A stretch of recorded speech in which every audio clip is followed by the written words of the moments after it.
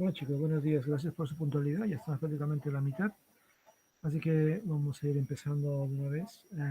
Primero que todo recordarles que ya estamos en el tercer trimestre, que el día viernes terminó el segundo y por tanto, como ya les envié y les dije que les iba a enviar, indiqué quienes tenían todavía algunas cosas pendientes como para dar notas del segundo trimestre.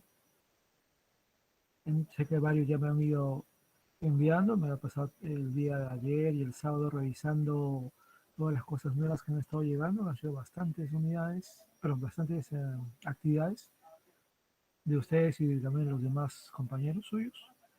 Así que en general he completado bastante. Si por ahí alguien falta todavía alguna cosa, espero que lo pueda enviar hoy día porque ya prácticamente ya recibimos también el registro para llenar. Entonces ya hay que ir completando las notas, así que si alguien falta todavía entregar algo, ya es la oportunidad única que queda para poder hacerlo. Muy bien, entonces, habiendo dicho eso, vamos a ver lo de esta semana, que ya es, como dije, tercer trimestre. Y vamos a ver primero que todo un video.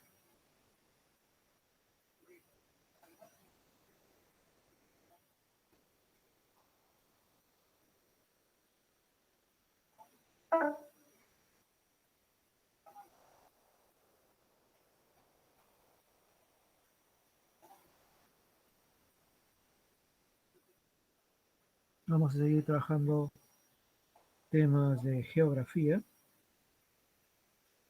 solamente que ahora vamos a hablar un poco del agua.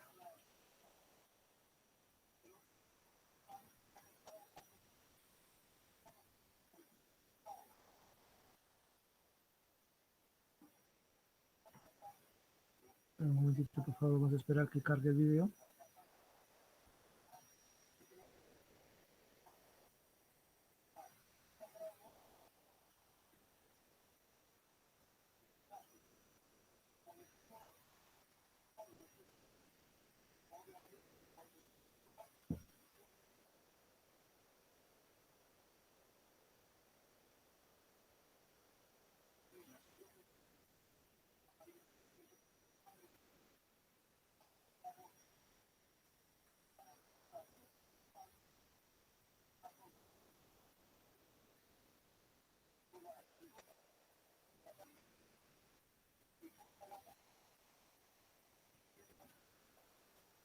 Un momento, ya está cargando.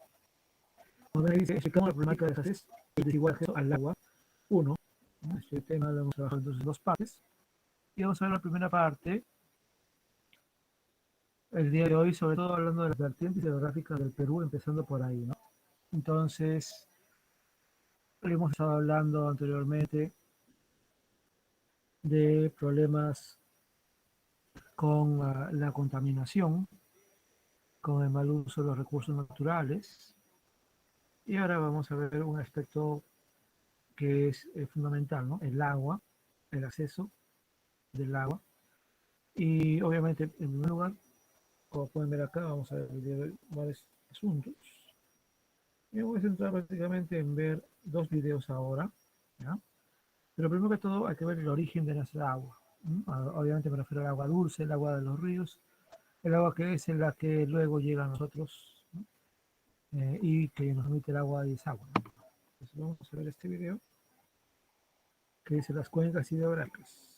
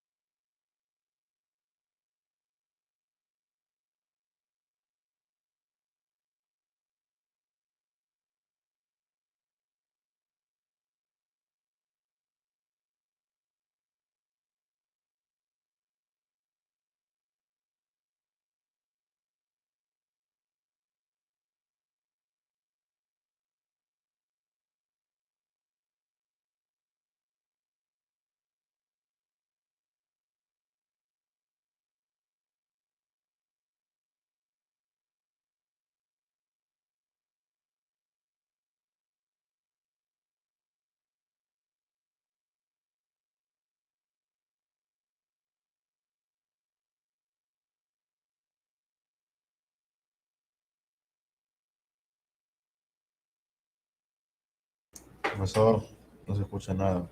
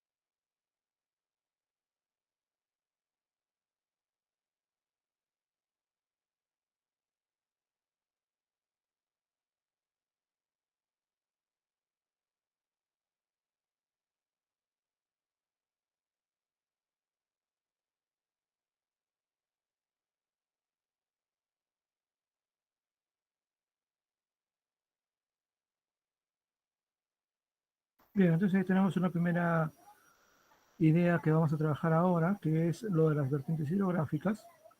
Pero para no estar cambiando cada rato, vamos a ver otro video y ya a partir de ahí vamos a ir explicando un video mucho más corto. Un momentito.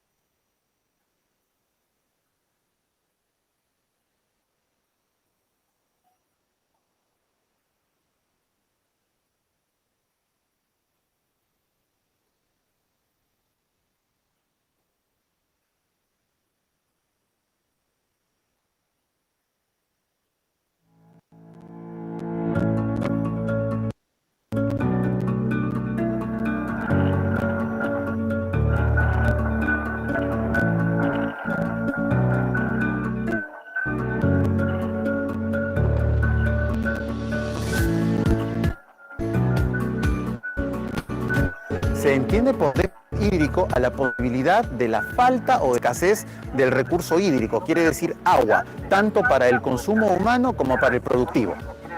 Pueden ser muchos factores ambientales los que ocasionen un déficit, pero el principal es la variación de la temporada de lluvias. Esto en el contexto del cambio climático que estamos viviendo.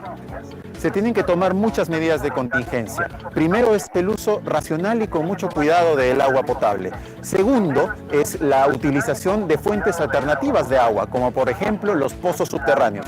Y tercero es la consolidación y la limpieza de canales y estructuras, los cuales llevan el agua de un punto a otro para así evitar pérdidas. Es muy importante saber que el año 2020 ha sido un año con pocas lluvias en el norte del Perú. Y todo indica que en el marco que estamos teniendo, el año 2021 también va a ser un año bajo en lluvias. Entonces es muy importante que tanto la población, los agricultores y los productores comiencen a hacer un uso racional y responsable del agua. Gobierno del Perú. El Perú primero. Gobierno del Perú. El Perú primero.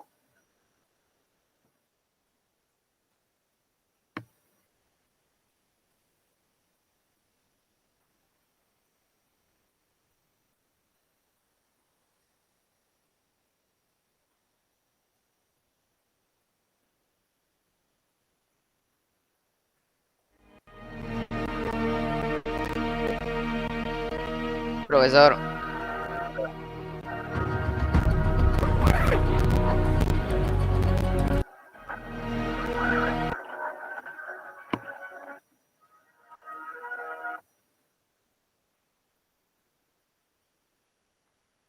¿Sí?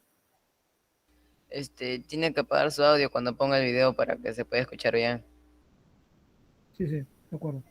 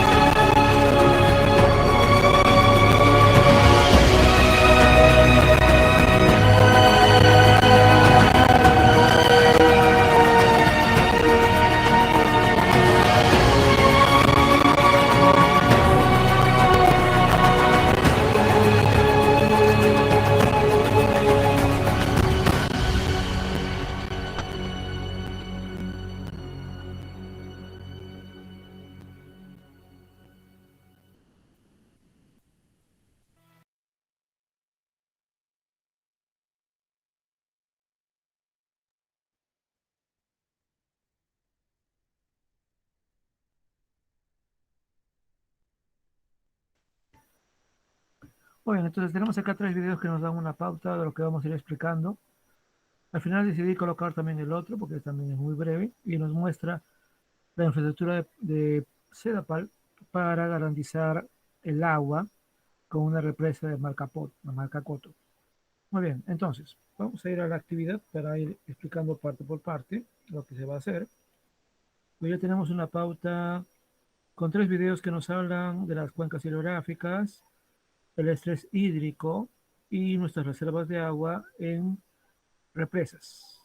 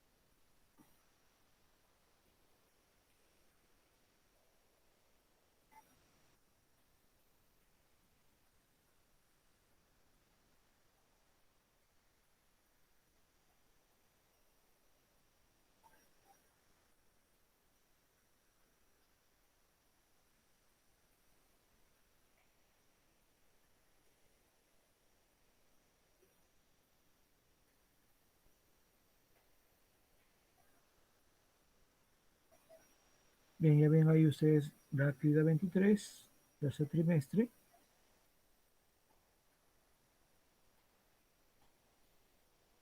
Explicamos la problemática de la escasez y la desigual acceso al agua 1, como mencioné antes. Y bueno, luego de la introducción, dice entonces que desde el año 2017 se ha producido un retraso y disminución de las lluvias, por lo que diversas familias, tanto de zonas rurales y urbanas, han tenido limitaciones en el acceso al agua en sus viviendas. Por supuesto, también nos afecta a actividades productivas como la agricultura, la ganadería, que dependen mucho del agua. Y el primer texto, en realidad, es una infografía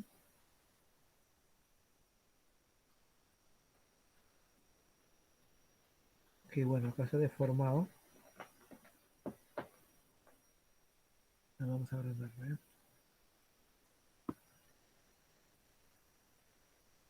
Se ha deformado un poco. Bueno,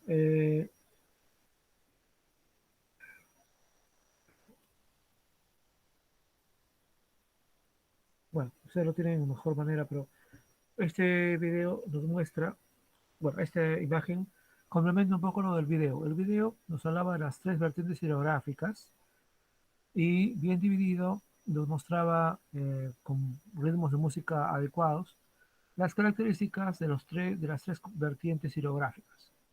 Pero hay que recordar aquí, y también el video nos lo muestra, que el origen de los ríos se da con el agua, sobre todo el agua de las lluvias y también el deshielo de glaciares, que se va haciendo lentamente y que actualmente están en gran peligro por el cambio climático, ¿no? Muchos de estos glaciares van a ir desapareciendo en los próximos años o décadas, porque el cambio climático nos está afectando y estamos en una zona muy sensible para esos cambios de clima.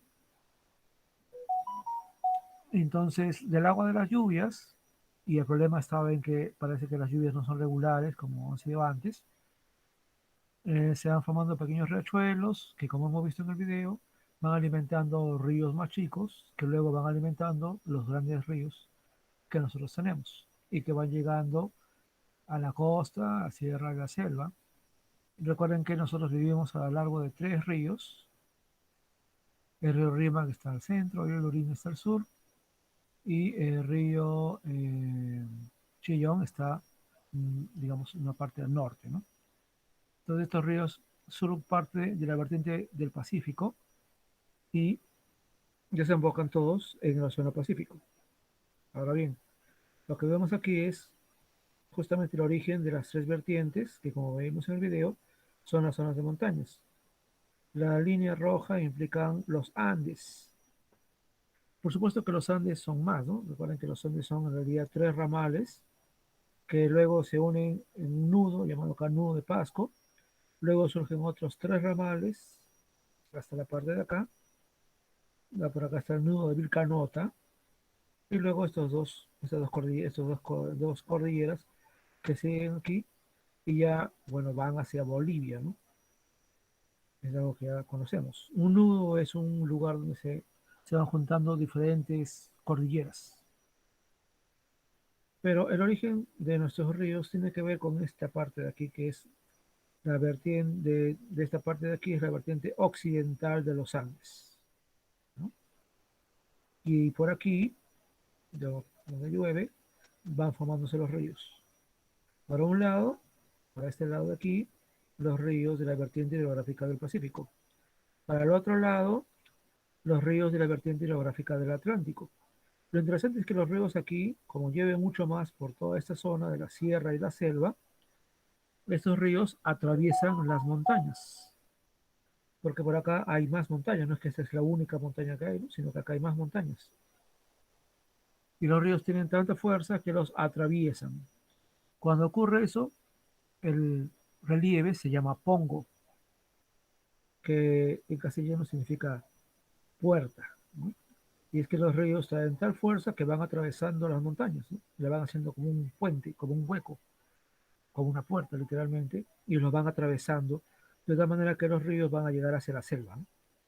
Donde ya no hay montañas. Entonces, en esta parte de aquí de los Andes, en la parte aquí occidental, nacen los ríos de la vertiente hidrográfica del Pacífico, y en la parte aquí oriental nacen los ríos que van alimentando o que van a ir desembocando en la vertiente hidrográfica del Amazonas o Atlántico. Y más bien aquí, en estas dos cadenas montañosas, que de alguna manera encierran lo que es Puno y el lago Titicaca, nacen los ríos de la vertiente hidrográfica del Titicaca. Como vimos, estos ríos de aquí obviamente son de corto recorrido, ¿no? A unos decenas de kilómetros. En cambio, los ríos de aquí pueden llegar a tener miles de kilómetros porque desembocan en el Atlántico, ¿no? Se cruzan todo Brasil. Entonces son ríos muy largos. Los de aquí no son navegables, solamente en algunas partes, ¿no? De repente ustedes han escuchado que hay canotaje, ¿no? En algunas zonas de acá cercanas a Lurín, por ejemplo. El río Santa, por ejemplo. Ahí se puede hacer canotaje en ciertas épocas del año. Pero son los únicos casos, ¿no? Los demás ríos no son navegables. Y no son navegables porque su régimen es irregular, ¿no? Es decir, hay partes en el año en que no hay mucha agua, como por ejemplo ahorita. Uno va al centro de Lima y ve el río Rímac y se da cuenta que no hay mucha agua todavía. Pero a partir de diciembre, cuando comienza a llover, diciembre, enero, febrero, marzo, abril, se ve ahí bastante caudal por la lluvia. Entonces son ríos irregulares. En cambio aquí los ríos son regulares, llueve permanentemente, sobre todo en la zona de la selva. Y en la sierra también, donde hay una temporada de lluvias. Y sí son ríos navegables. Entonces, si ustedes alguna vez van a Iquitos, van a Loreto, van a Ucayali, van a Madre de Dios, van a tener la oportunidad de hacer tours y viajar por varios ríos para llegar a algunas zonas ecológicas o a algunas zonas de comunidades nativas, donde la única manera de llegar es a través de los botes, paquebotes o en fin, semejantes, ¿no? Ya tienen la oportunidad de viajar a los tres lugares, así que es algo importante y agradable de recorrido, ¿no? Viajar por el Amazonas, por el Marañón o por otros ríos. Y obviamente son de un calor regular porque acá llueve mucho. Y aquí también son ríos de corta longitud y también irregulares. Pero lo importante acá es, bueno, esto nos da una pauta, ¿no? Pero lo importante acá es esta parte de acá, porque de acá se hace la tarea, ¿ya? Que es un cuadrito que ustedes ven acá.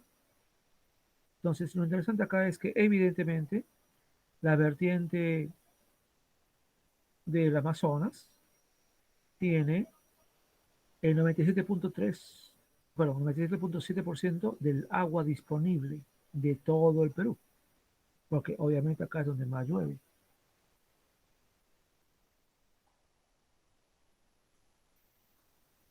Sin embargo, ¿cuánta población peruana hay en toda esta parte de aquí? El 33,5%. O sea que la tercera parte de la población peruana tiene casi el 100% de todo el agua disponible. En la zona de Titicaca hay poca agua, ¿no? 0,5%, poco más de 0,5%. Y bueno, hay el 4,1% de la población peruana. Y lo interesante acá es que en la costa, y nosotros sabemos que es por las migraciones, vivimos el 62,4%. Aunque justo el día, estos días leí El Comercio, y un artículo interesante porque hablaba también del problema de contaminación que vivimos, y El Comercio decía que acá en la costa vivimos el 70%. Puede que de la época en que se hizo esta infografía ha cambiado un poco las cosas, pero digamos, por lo menos el 62% de los peruanos vivimos aquí, ¿no? En la parte de la costa y un poco de la sierra, ¿no? Las primeras ecorregiones. Bien, pero ¿cuánto agua tenemos? Solamente tenemos el 1,8%. Entonces, donde hay más agua, hay poca población comparado con la cantidad de agua que hay. En cambio, donde hay la mayor parte de la población, Lima, por ejemplo, que somos casi ya 9, 10 millones, Y obviamente todas las demás zonas de la costa, sobre todo, solamente tenemos el acceso al 1.8% del agua. Entonces, eso es un enorme reto, ¿no? Y nos plantea un problema serio de desproporción. Donde hay más agua, no hay tanta población, y donde hay mucha población, no hay suficiente agua. De ahí que vamos a ver que va a haber un problema que se llama el estrés hídrico, que lo vimos en el segundo video. Entonces, para ir dejando bien claro esto, la primera tarea tiene que ver con este cuadro, ¿no? Acá poner los nombres de las vertientes, el volumen del agua, que es lo que está en azul o celeste, y aquí la población, que es lo que está en una especie de anaranjado o marrón. Y a partir de aquí van a responder esta pregunta, ¿no? ¿Está bien distribuida el agua en relación con la distribución de la población y sus actividades productivas? ¿Por qué? Y recuerden que hablamos de actividades productivas porque donde estemos nosotros, sea donde sea, hay actividades productivas, ¿no? Agricultura hay en todos lados, ganadería igualmente, que son tal vez las actividades que más agua consumen.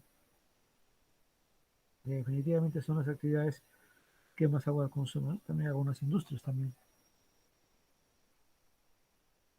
Muy bien, entonces, creo que es evidente la respuesta y el por qué ya ustedes creo que lo pueden explicar considerando lo que yo también he indicado y simplemente el análisis de los datos ya les muestra la realidad en la que estamos. Ahora bien, esto nos lleva al otro punto, ¿no? El estrés hídrico, perdón, el déficit hídrico, que tiene que ver con algo llamado también el estrés hídrico, que es justamente la falta de agua, ¿no? Lo que dice el funcionario de Sedapal, si no me equivoco, que justamente decía que el problema es la falta de agua. Entonces, si nosotros vivimos aquí en Lima y en la costa en general, nuestro problema es la falta de agua en líneas generales, ¿no? Obviamente, tal vez ustedes y yo sí tenemos agua, tenemos infraestructura de Sedapal, ¿verdad? Y bueno, no tenemos demasiado problema, abrimos el caño y tenemos el agua, claro. Pero todos los limeños tienen el agua, todos los que viven en la costa tienen el agua. ¿Qué creen ustedes? ¿Quién me podría dar una respuesta?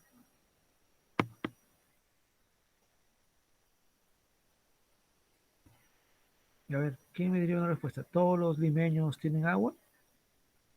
¿Toda la gente que vive en la costa, ese 62% o más de la población peruana que vivimos aquí en la costa, tenemos agua?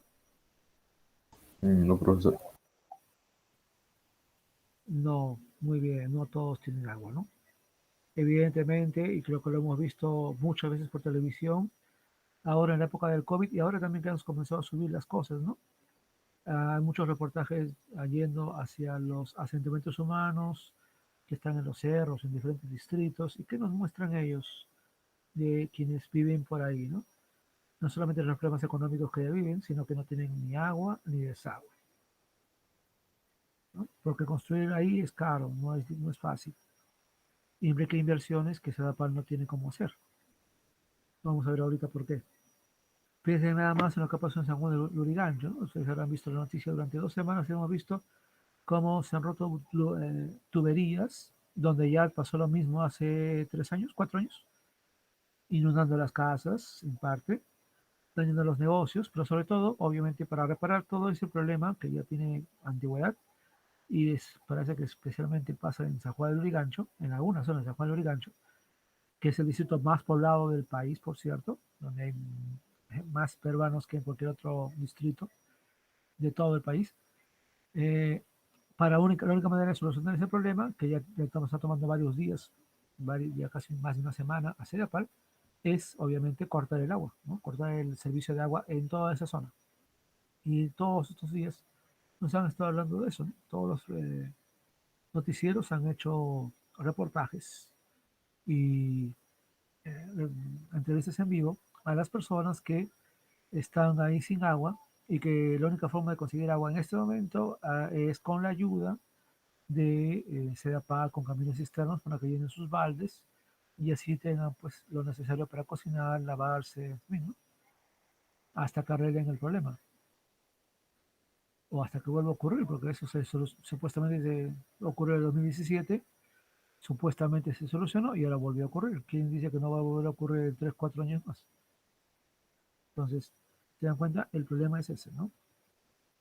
No todos tenemos, aunque queramos, el acceso al agua como queríamos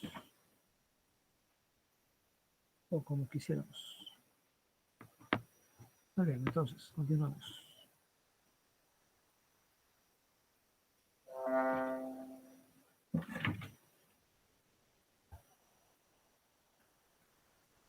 Un momentito, ya.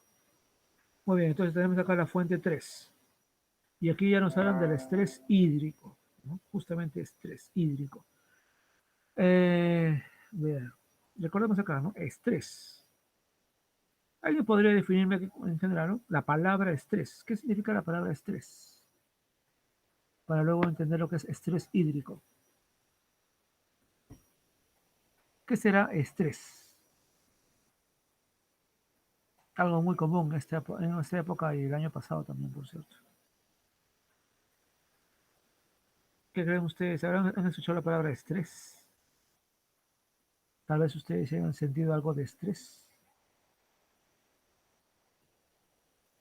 ¿Lo conocen la palabra? ¿Alguien podría decirme qué significa la palabra estrés aplicado a los seres humanos?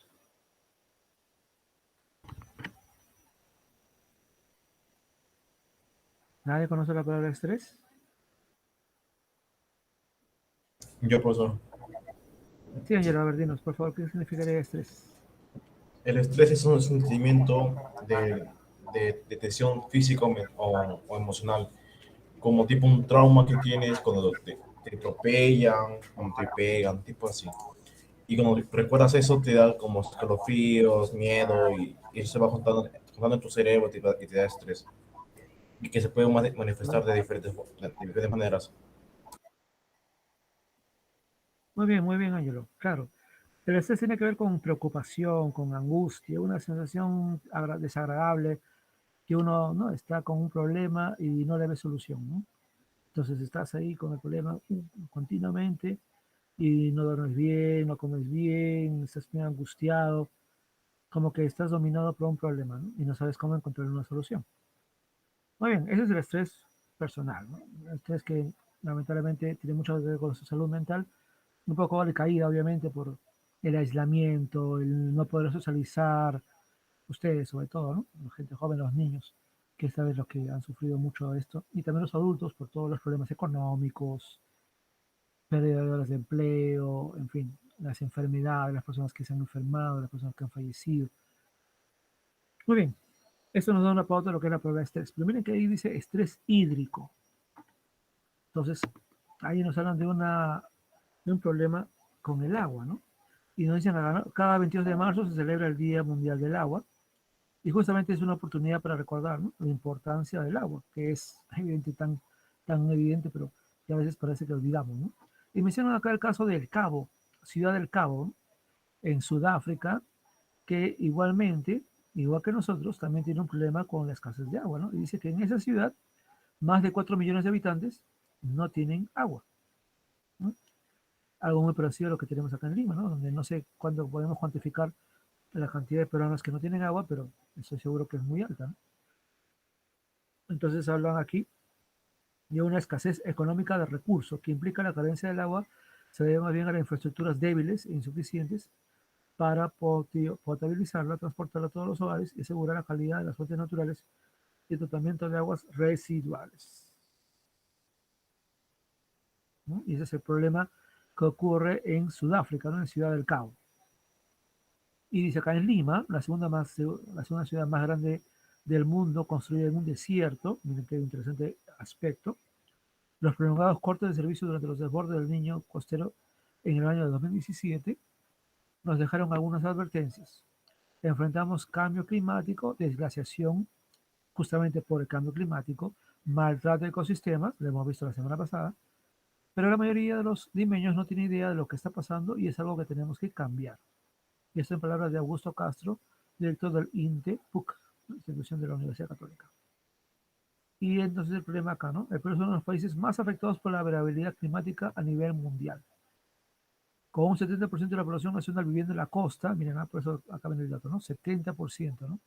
La infografía nos dice 62%. Bueno, el texto nos dice que es el 70%. En todo caso, entre el 62 y el 70%, lo cual ya es grave, ¿no? De hecho, somos una sociedad que enfrenta un problema grave de estrés hídrico. ¿Dónde se siente más esto? En Ica, Moquegua, Tacna y partes de Arequipa. Yo diría que en Lima también, pero obviamente no todos los limeños, ¿no? Por eso de repente no lo toman en cuenta. Porque no todos los limeños tienen el problema de la falta de agua, ¿no? Como es evidente aquí.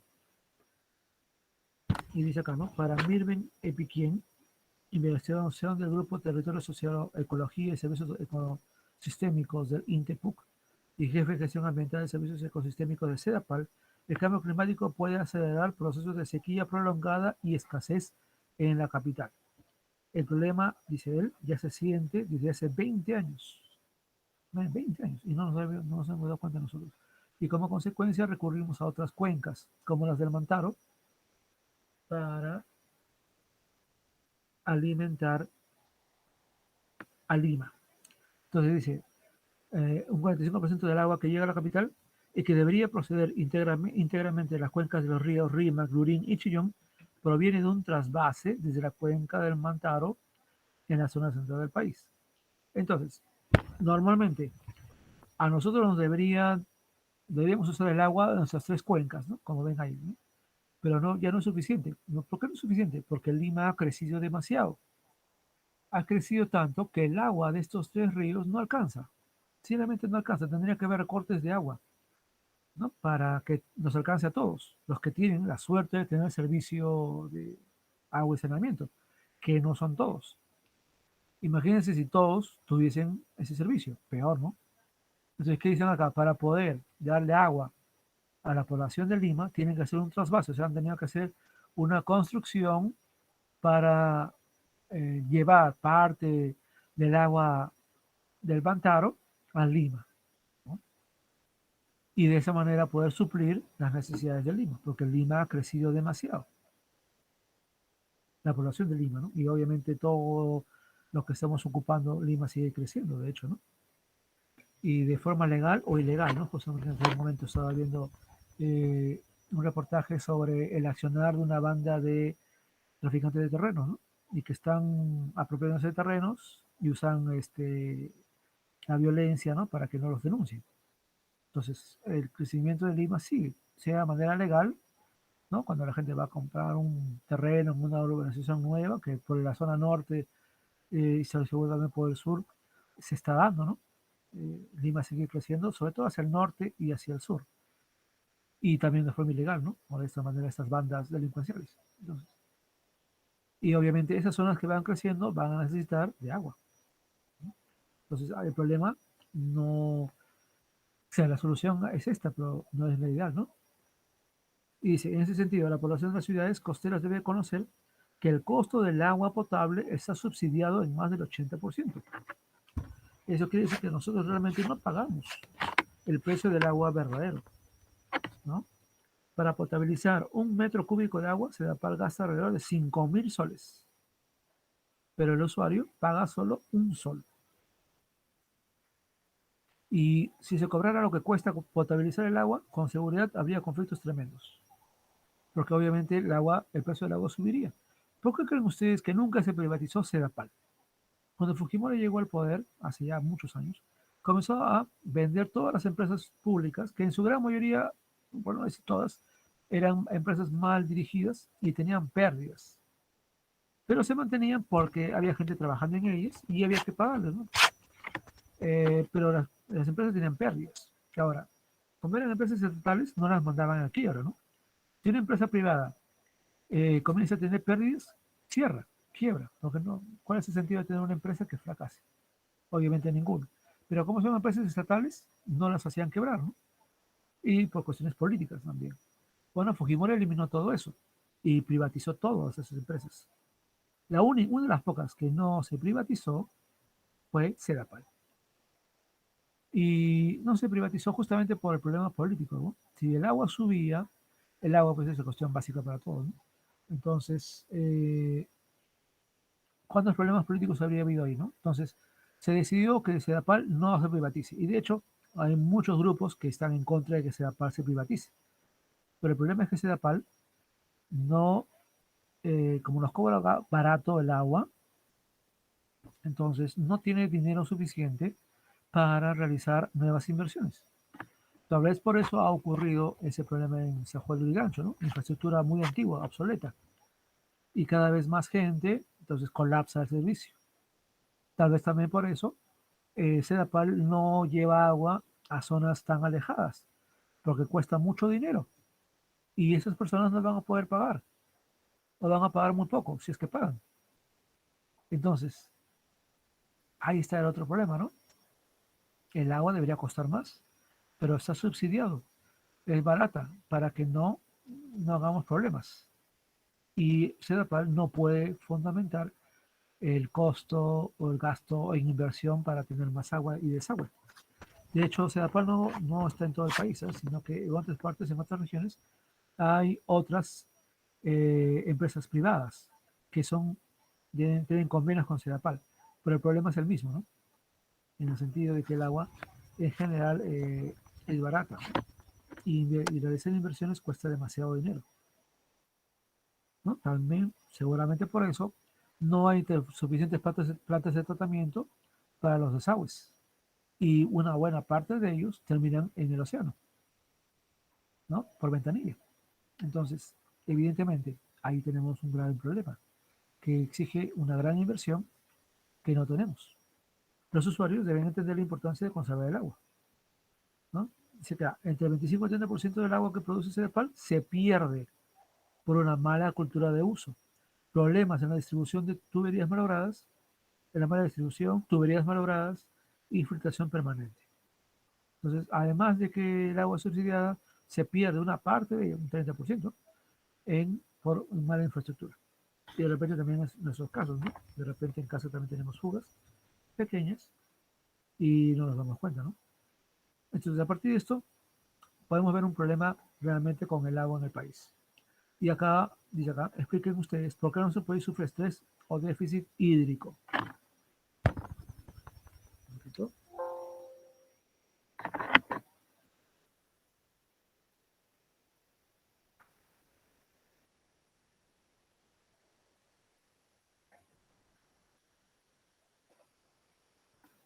Muy bien, creo que ya la respuesta es bastante evidente.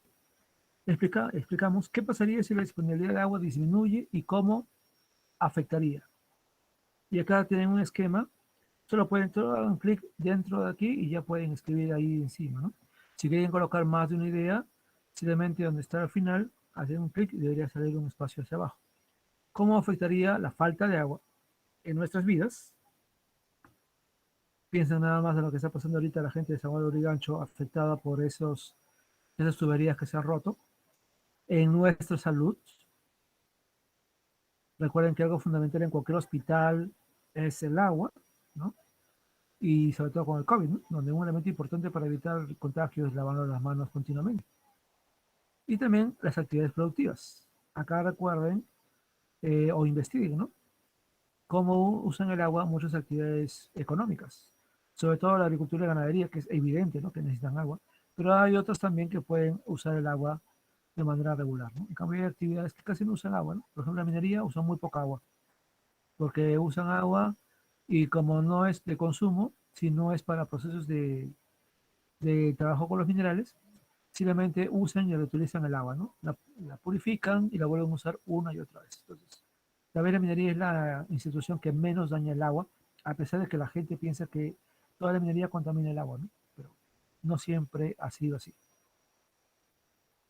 Bien, otro aspecto dice aquí, que debemos considerar ese análisis sobre las tecnologías de almacenamiento, tratamiento y distribución del agua para las actividades productivas y el consumo humano. Y justamente este video de acá es el video que vimos, el tercer video que está en el EduBlog, donde hemos visto la represa de Andacoto, Malcapomacocha en Junín. Y ustedes ven ahí que aprovechando el relieve se ha creado esta represa donde hay millones de metros cúbicos de agua que pueden utilizarse de manera racional, ¿no? Y bueno, el Perú tiene varias de esas represas que por suerte nos dan el buen uso del agua, ¿no? Pero se usan continuamente, por eso es necesario que llueva más para que las represas no bajen a un nivel muy peligroso, ¿no? De tal manera que siempre tengamos disponibilidad de agua, ¿no? Y luego dice acá, ¿no? Peruanos y peruanos no tienen acceso al agua potable. Y aquí nos hablan de lo que pasó con el COVID, ¿no? Y justamente el año pasado, yo recuerdo muchos informes que nos decían, ¿no? Y justamente mostraban, en medio de todos los problemas que nos ocasionó el COVID, uno de ellos era justamente cómo la falta de agua y desagüe era un problema grave, porque obviamente, ¿no? Como lo mencioné, para evitar el COVID, una cosa lo más simple es lavarse las manos, ¿no? ¿Y qué pasa si no tienes dinero para comprarte un alcohol líquido, ¿no? Ya, bueno, lo más básico, ¿no? Tu jaboncito y con tu cañito te lavas, ¿no? O por lo menos con un balde de agua, ¿no? Entonces, recuerdo que muchas personas entrevistadas de sentimientos humanos tenían que hacer muchos esfuerzos y usar lo máximo el agua porque obviamente a ellos esa agua les cuesta y es más caro para ellos. Compran agua de camiones cisterna, que no es tampoco la mejor agua, y tienen que economizar porque como ganan poco, gastan mucho en agua, ¿no? Obviamente el agua que es subsidiado es más barato, pero como ellos no lo reciben por no tener infraestructura, solo les queda comprar el agua, que para ellos es más caro y casualmente son los que menos dinero tienen. Entonces acá esto se menciona acá, ¿no? Y menciona acá que CEDAPAL pues repartía agua en asentamientos humanos justamente para que puedan tener el cemento fundamental para mantener la limpieza, ¿no? Y aquí se menciona esto, ¿no? Pero no creo que esto haya surgido todo el año realmente, ¿no? Creo que al principio de la pandemia habrá sido, pero no creo que realmente haya mantenido eso todo el año. Luego dice, ¿acaso es suficiente las infraestructuras o redes para abastecer a la población de agua potable en las ciudades y comunidades del territorio peruano?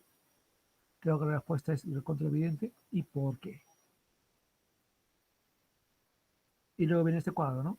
Dificultades y consecuencias de la falta de agua y saneamiento. ¿Qué dificultades trae la falta de agua y saneamiento y qué consecuencias traen estas dificultades? Bueno, y luego viene al final, ¿ya? Miren que el problema del agua, que no se tenga agua, es algo que afecta a 2.200 millones de personas. ¿Mm?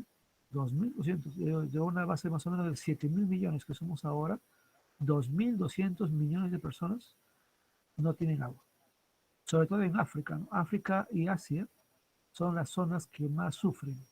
Y ahí se nota mucho más el problema del estrés hídrico, porque el problema ahí son las sequías y años de sequías, ¿no? Que están haciendo que muchísima gente pues no tenga agua. Y si tienen agua es por la ayuda internacional, pero no de otra manera. Muy bien. Y luego bueno, tienen ya que completar el cuadro de los logros. Bien, nos hemos pasado un poco de la hora. Pregunto, ¿hay algún tema, alguna duda? Uy, nos hemos pasado bastante.